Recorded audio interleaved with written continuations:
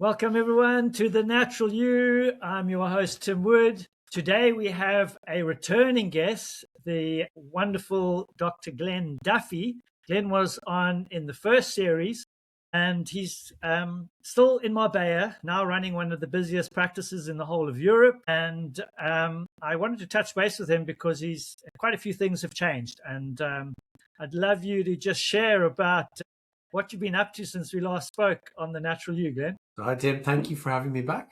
I didn't do such a bad job first time around, I guess. So lots been going on. I think the last we spoke mostly about Carwild and our shared project in Carwild and bringing male chiropractors back into the wild. And we've continued to do, and in fact, we almost could run this whole podcast on the last one we did with the wolves. That maybe we'll save that up for another podcast. We'll leave that one as a kind of little placeholder. But in my personal life, I guess, personal and professional life, things have changed quite a lot. I guess that one of the biggest things that's changed for me is that I've started writing a lot. I've become a bit of an author. I'm not full time. I'm moving a little bit close to full time, but so you know a lot about this project. But about 4 years ago, I started writing a book which is called Friendly, which you'll see in the background there, which was originally set out to be about the chiropractic's ability to reconnect people to a deeper inner nature and a deeper spiritual realm. That was actually the origin of the book. Then I realized that in that sort of realm, we didn't really have many books that, in our current language, in today's language, that explained to patients or clients how chiropractic worked, how we had a natural optimal alignment, and how when that wasn't right, that it interfered with our ability to heal, but also it interfered with our ability to be at peace in our lives in general, but also like most deeply in our brain. And so I set about writing the book, and I kind of really wrote it for my patient base, for our people. And then it kind of, when we launched it, it kind of took on a bit of a life of its own. So it actually is now used by a lot of different clinics in Europe as a primary teaching tool for their patients. So when patients come into care, they get a copy of the book, either to lend or to read on reception, or some of them, in our practice, we actually gift most of our patients the book, and then a tag for the section which is most relevant to them. And in there we explain how a spine should be, so the key elements of spinal health, and then we explain how things go wrong, and we put it in a way that it's extremely relevant to today. So we explain why somebody might end up having shoulder symptoms because they've got problems in their mid-neck, for example. And then we relate it back to historic damage, and then we make it very clear what the best course of action is. So it's kind of it's ended up being used by lots of practices to actually explain to their patients and get better patient results. So that was the first book. What's that called? What is the Befriend Gravity? I don't know if you can see it in the background up there.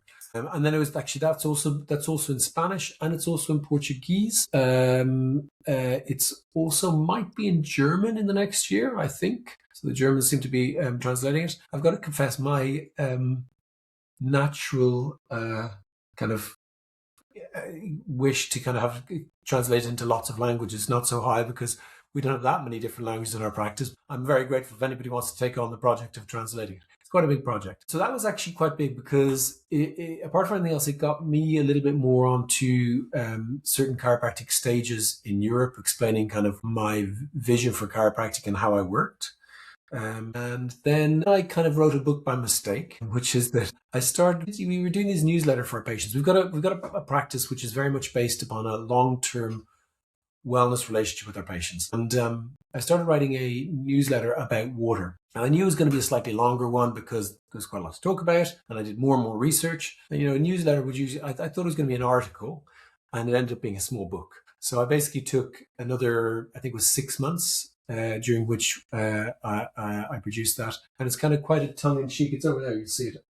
The Dirty Truth About Your Drinking Water, it's called. And it's kind of a tongue-in-cheek,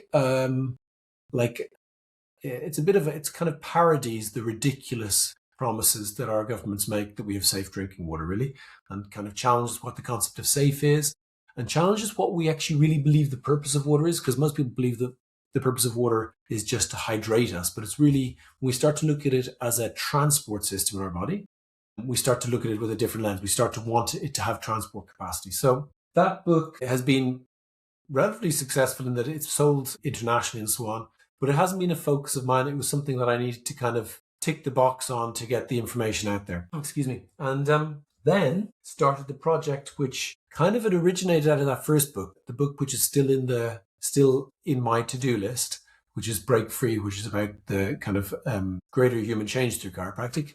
And it was that one of our friends and colleagues, Peter Morgan, sat with me over tapas dinner bar, actually tapas bar. And we were talking about scoliosis and my approach to scoliosis and so on.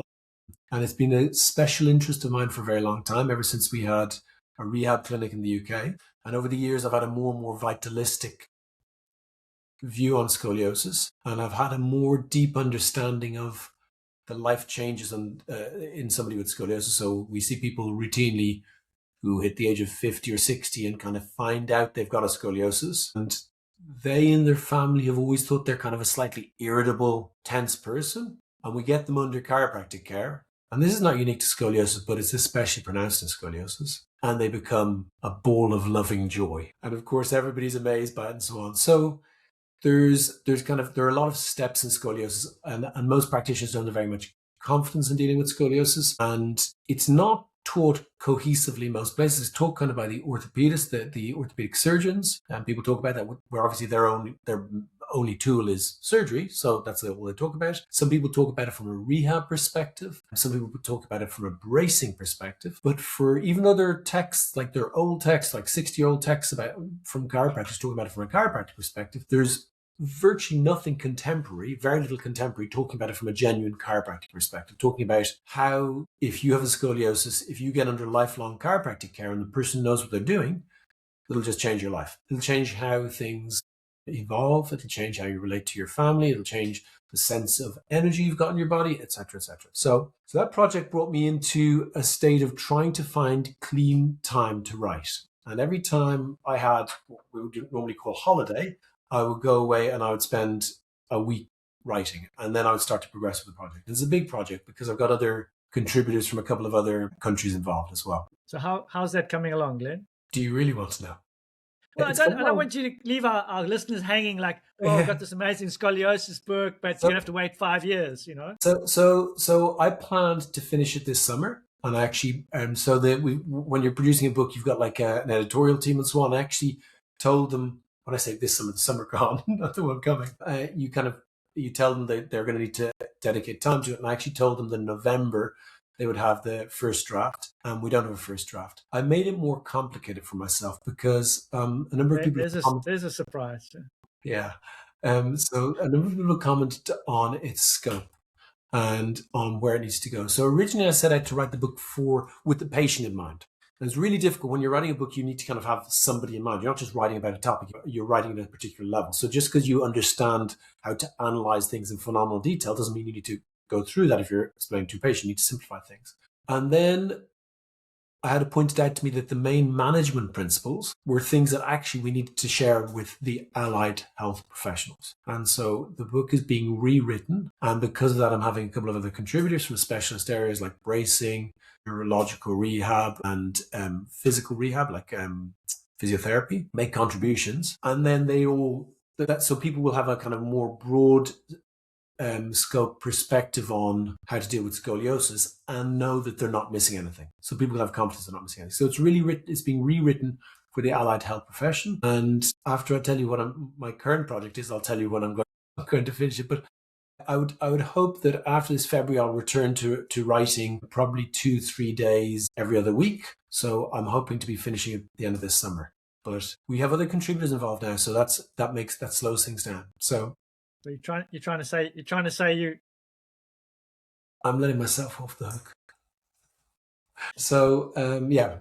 So that led us into a new phase of life, though, because actually what it did was it meant that we started trying to take more clean time off as a family where I could write. So the next big chunk of news was that we totally changed how we work in our practice. And that was driven by kind of two factors mainly. One was that we travel a lot as a family. We've always traveled a lot, and we travel without iPads or anything like that. And the kids read and so on, but we are constantly chatting and talking. A lot of our travels have been done like in a kind of 4x4 camper van throughout Europe and also into Africa.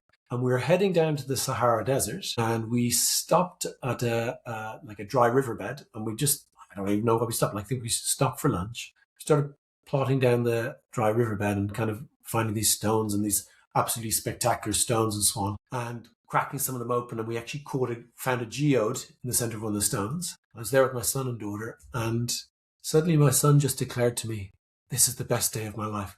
I want to do this every day." And as you know, through Caravans and so on, I've long held the belief that all human beings, but especially children, are denied ample access to nature. We call it vitamin N deficiency, vitamin nature deficiency.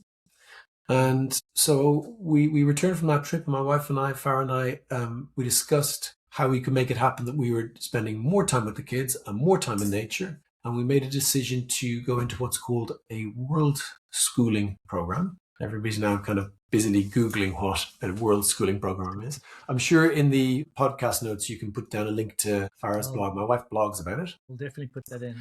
That's called was that the World of Wow? Is that World of Wow? She's got an Instagram page, and I follow her. So yeah. So we'll put all the links in to Glenn's books and to the World Schooling. My Instagram account. And Farah's Instagram account. I don't have an Instagram account. Very good. Yeah, and so we decided to take the kids out of their normal. They were super happy and doing really well in their normal educational system, but take them out and do a couple of years where they're basically we're educating them based on where they are and what we're doing in nature. So we just spent 5 weeks. We're just back from 5 weeks in Ireland, where they were on the Giant's Causeway. They were in the Ring of Kerry. They were in the peat bogs and the moss forest, and they're studying geography and they're studying maths and so on, which is kind of quite engaging and very demanding of us as parents. But they also did online school stuff to support it. We spent 2 months just before that in Morocco and on the coast in Morocco, where they're doing a horse riding camp, and then up in the Atlas Mountains. And then we spent 2 months before that again in Europe. So long story short, our family situation changed such that we needed to be traveling a lot. I needed to be writing in clear times. And so that concept, our family needs coincided with something that's been going on for a very long time where I practice. So as you know, I practice in Marbella, and a lot. And I mean, the majority of our patients are people who come and go from Marbella. They live there for a couple of months. They fly in, they fly out. We have a lot of people who travel to see us from all parts of Spain, but also from all parts of Europe and even North Africa. And so people are coming in, and we generated, like, maybe kind of gradually over the years, but especially in the last 5 years, a model where we did hyper-intensive treatment phases with patients. So we would adjust them much more frequently than what the old style recommendations used to say. We started realizing get much better results. So it came out of just having to do it because they were only there for a short time. So you thought, well, how can we pack in as much care as possible? And then you started getting these outcomes, which are quite surprising. So, like, I'll give you an example. We had a patient coming from Ceuta. It's the other side. It's in Morocco. So they literally, their orthopedic surgeon in Morocco has a scoliosis and was under care with us and travels back with his wife to get intensive care with us whenever he can. He said to this lady, if you're going to get better, you have to go and see this guy in Marbella. So she organized to come over and rent a place near us and stay there, and got her intensive started. And now what she does for care, she literally takes a boat from Africa and then takes a train and a bus and comes and gets adjusted a couple of times in an afternoon, and then stays somewhere, I don't know where, nearby, and then gets adjusted again a couple of times in the morning, and then leaves again. Today I adjusted people from, took a flight from Madrid. I took a flight down from Madrid,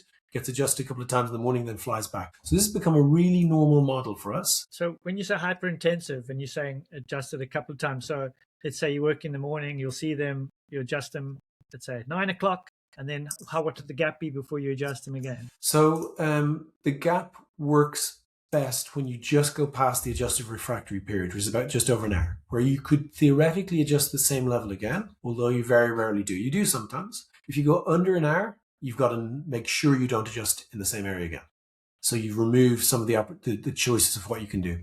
If you go 3 or 4 hours later, the reflex inhibition, we could call it, or the system's openness, the ability of the person to be in a state of a surrender and relaxation, starts to close back up again. So after the adjustment, there's a state of great openness.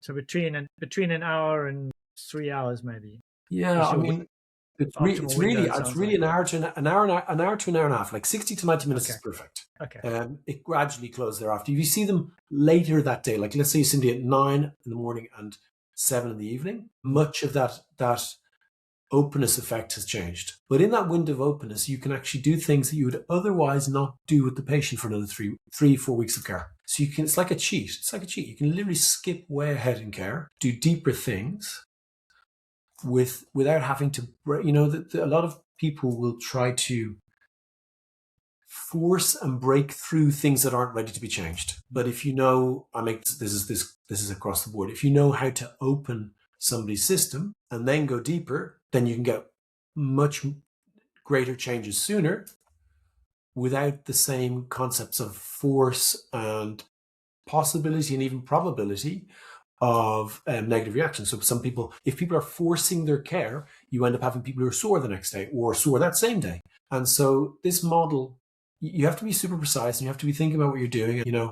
I had some of my closest friends help me model the physiology of this and figure out how it was working. But we then kind of got to another stage of challenge where, as an example, that girl who came from Northern Africa, but she was just one example, there were many of them, just said, I want to do more. This works so well. I want to do more. I want to do this. I want to do more in a day. Can I come back in twice again later in the day? And honestly, hand on heart, my original response was, no.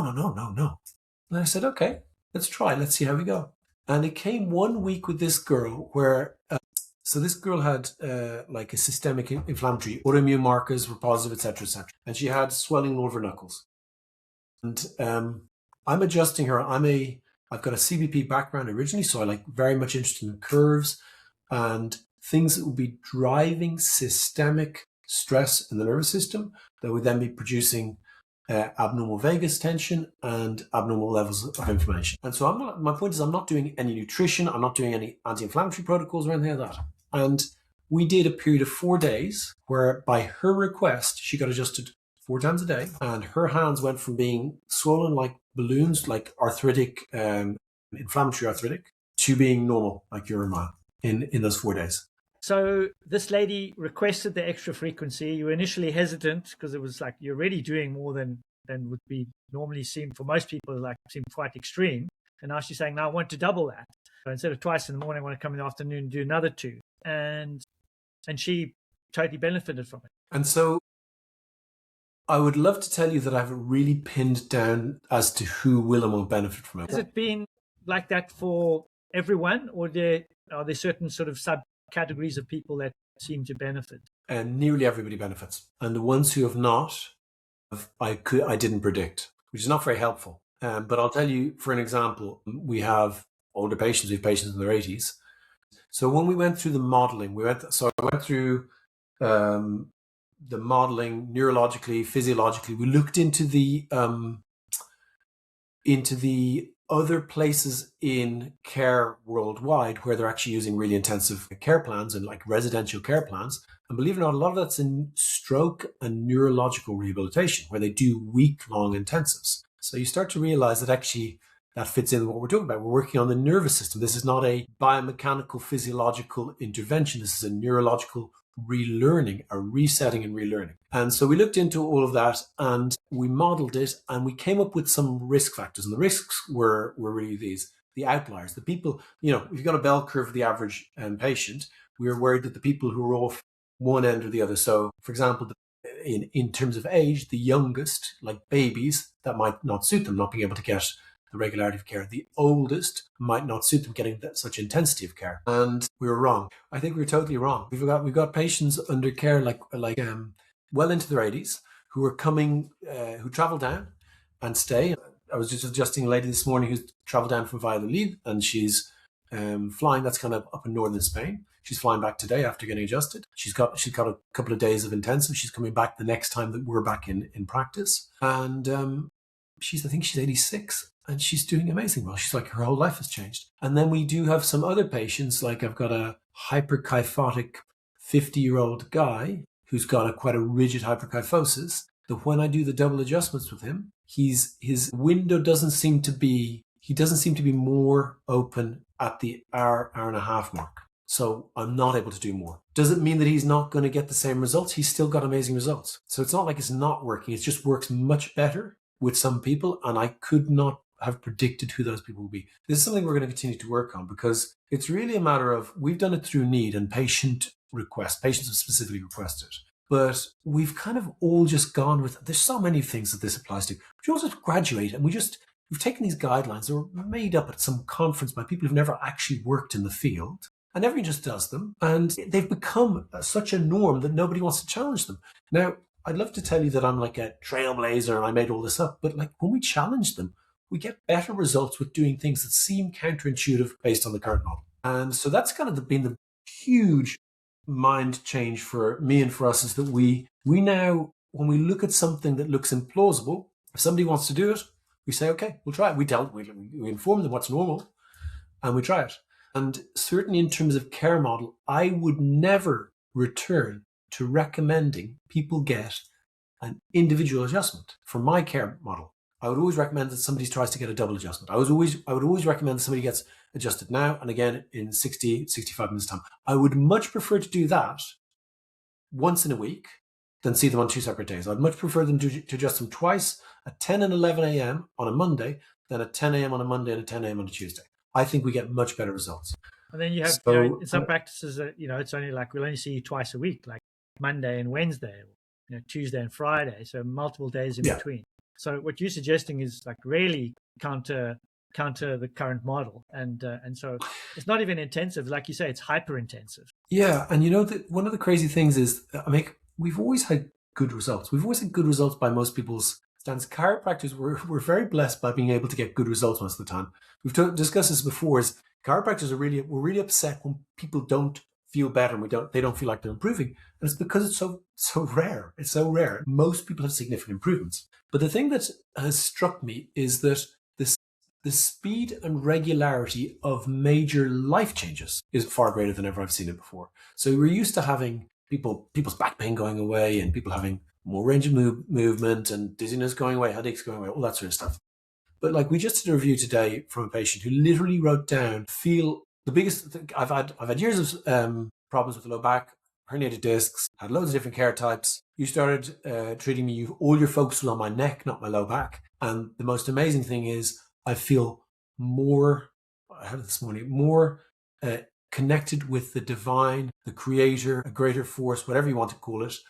And it's so we're getting, and that's not exceptional. We have mothers who are going through their intensive phase of care, and at the end of the intensive phase of care, they're like, I don't have headaches anymore. But actually, I hadn't realized that I was always frustrated, and I'm now a better mother. And then they're in tears. We're just having these amazing changes that we've always had some of, and chiropractors always have some of, but the intensity and the frequency of them, it's like, it's almost rare for us to have a patient who's not had some major life change now. So I think that people have talked about in chiropractic a lot of the years being, back to the brain, being about the brain, being about the brain. And I think that if we're going to do that, we need to look at what the neurological retraining patterns are. If you're going to relearn a golf stroke, you don't do it twice a week. If you're going to change something neurologically, it's much better to do it much more intensively. And I think that that's really what's happening. But the changes at the physical level, you've got changes at the neurological and functional level, and then you've got these changes at the metaphysical level. So we're really spanning the full spectrum of chiropractic there. You've got both physical, so people can attach to the kind of physical elements, and then the neurological and functional changes, which you see, and now these the metaphysical changes. In chiropractic, we came from a place of talking about universal intelligence and innate intelligence, and so for me, this brings it in really beautifully. I think what you touch on there is really, really amazing in terms of the new pathway you're forging. But I also know that you have an amazing ability to connect at a different kind of level. I'm going to call it metaphysical, because I know we all connect at a physical level. Can you speak to a bit about that? And which is the next phase of things that I'm not going to say I've chosen to go into, I've been called into. So I think that in order for chiropractic to be understood, we need to talk at some sort of physical level. We need to meet and match people where they are. We need to explain how their feeling could have come out of a loss of health in their spine. And then we need to show them a way to recover that health. And then in the process of recovering that health, if we can be sufficiently attuned to their needs, and I mean hyper attentive to their needs, in a state of absolute connectedness and focus, and we will adjust them in a way which will open their ability to make greater spiritual and metaphysical, as you called it, change. Just to kind of help people kind of put those words together in some kind of meaning. When you say focused and attention, what does that feel like for you? What is that, if you could talk us, what you would do when you go to a person, or how does that whole clinical encounter look like? What state are you in? How do you get into that state? So firstly, very briefly, my past was I started in a very biomechanical pain-based practice. I moved through into a wellness model. I had multiple practitioners. We did lots of great things. We had lots of plans. We were thinking about things lots, and that wanting to change how somebody physically is over a period of time hasn't changed for me. I still have this concept that you're starting here and we're going to get you over here, and this is the arc we need to change. On the per visit interaction, per visit, when I engage with somebody, I have a promise to forget that anything else exists other than the moment that I'm with them and the level I'm contacting with them. So that's the most minimum undertaking I have. The state that we bring into practice radically changes what somebody can achieve, what changes somebody can achieve in your hands, I believe. So people have asked me to start teaching this, so I've been modeling this. I have kind of put this into some structure.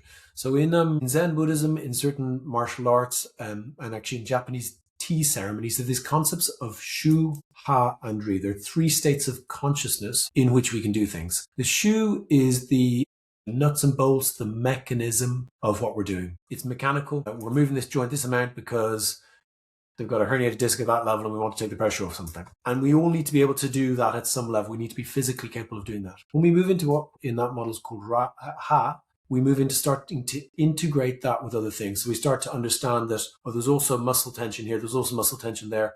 This person's overall autonomic tone, their state of fight or flight, is high, so we need to go in with a more gentle contact.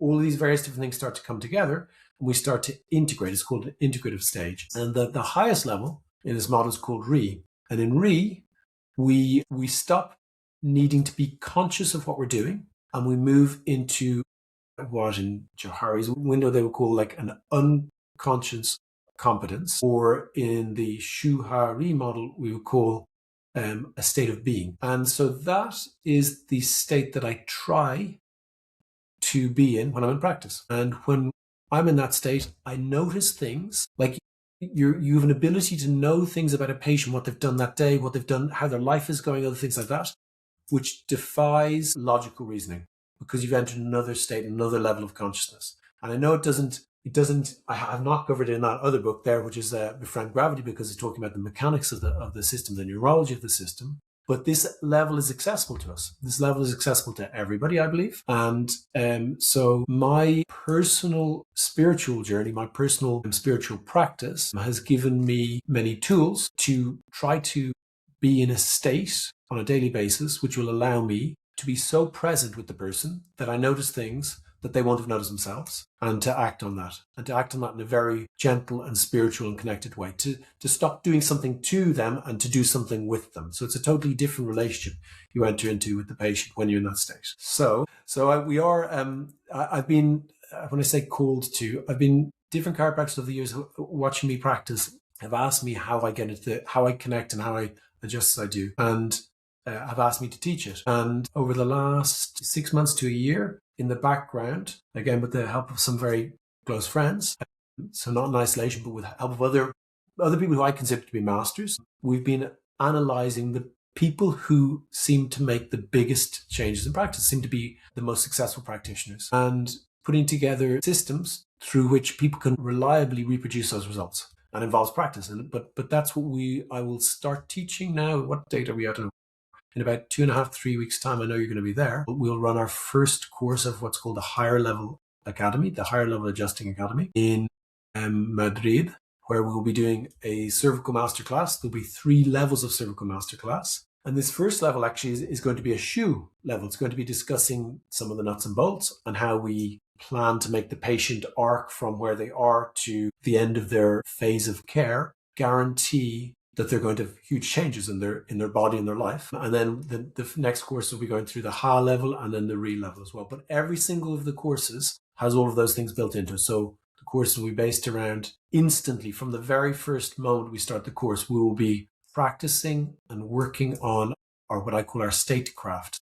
Most of us turn up to the office and we bring in whatever's happened to us in that morning. Somebody's beeped us on the roundabout and we're listening to something on the news about some crazy politicians doing some crazy stuff, unimaginable as it is. And we bring that into the practice. And the most basic level is we obviously shouldn't be bringing that with our hands to the person's neck, so having a process through which we can go through when we arrive to the practice, before we adjust, in the moment of the contact with the patient. So for example, if we're in contact with the patient and we notice that our attention is elsewhere, we're human, that happens all the time. And people will feel this, patients feel this. Patients totally feel this. They might not put the words on it, but they're not feeling like they are the only thing in the world in that moment. And so having the discipline to practice the things that put us into that state of consciousness opens up the ability for us to get into what I would call the state of re during our adjustive care. And that is when we get crazy results, metaphysical results. That's when we get results that defy logical reasoning. Beautiful. Sounds truly amazing. So that's the HLA. And so that's the first one you're holding in a few weeks' time. And we'll put on the show notes. You must have a website that we can add where the next events will be happening in and around Europe. I know you're going to be There's some talk on the side that you may be presenting at some rather big seminars and stuff. So we'll wait to see that and see that present from the stage, as well as your individual seminars. Then you've packed it in, man, as no one else probably could. So just to kind of summarize, you've written 2 and a bit books, pulled your kids out of school and now world schooling, driving around Europe and Africa, flying back to practice, practicing this new hyper-intensive phases with these amazing results, and you're still married and you're still looking after your kids, and now you're going to be doing these workshops / seminars, which we're all looking forward to, and we're looking forward to your next book and the results, and as you develop your methods even more. So we'll be watching the space. I was going to say thank you for coming on. Thank you for sharing your energy, your passion. Thank you for being an innovator and trying new things, and you're going to bless so many people, more than just your patients, through that. So thank you, my friend. Thanks so much, Tim. Thank you for having me again.